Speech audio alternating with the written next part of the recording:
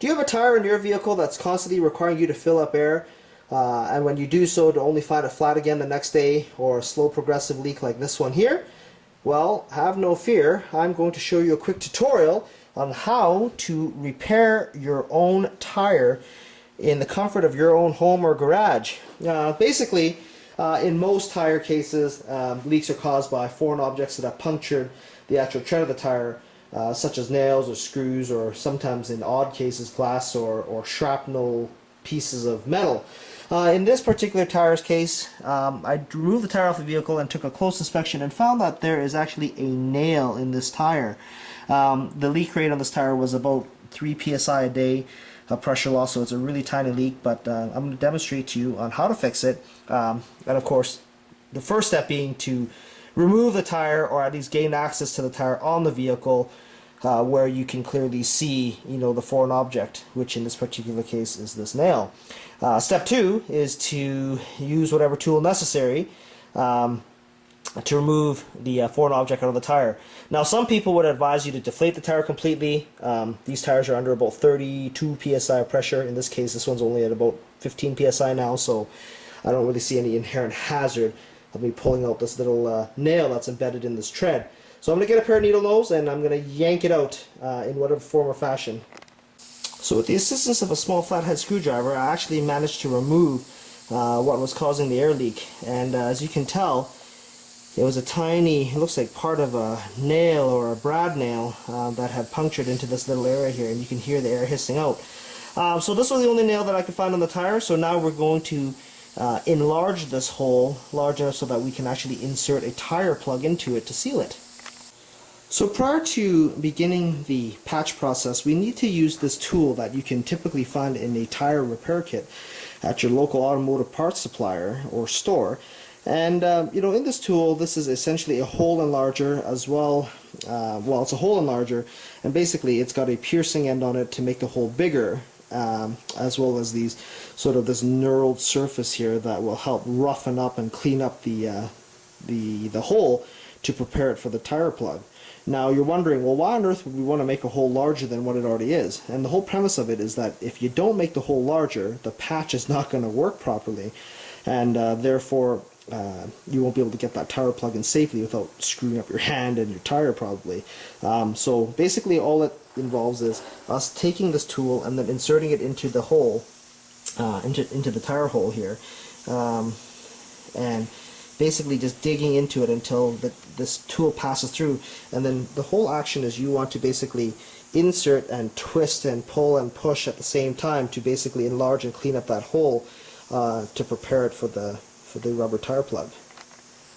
So after wrestling with the tire for the last 2 minutes and using 2 hands to hold the tool carefully, I've essentially penetrated that little tiny hole and made it larger, and have pulled this tool up and down to remelt the edges of the hole to prepare it for the tire plug. Use a tire plug such as this one here that it can be found in a tire repair kit, which is called a tire plug, as well as the accompanying tool, which is essentially, it looks like a sewing needle that's backwards, and you want to loop this plug through this little hole here to prepare the plug for insertion. A prepared tire plug should look like this, and so the next step would be to coat this plug in rubber cement compound, which is also found in the tire repair kit.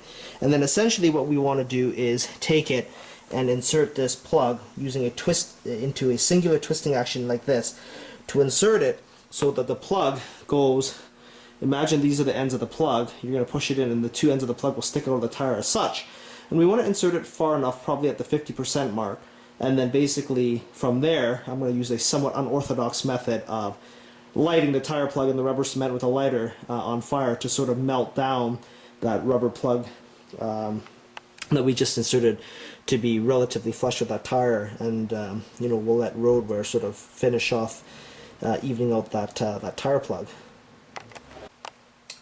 Coat the hole of where the patch will be inserted with rubber cement, and also liberally coat the tire plug with rubber cement as well to ease insertion.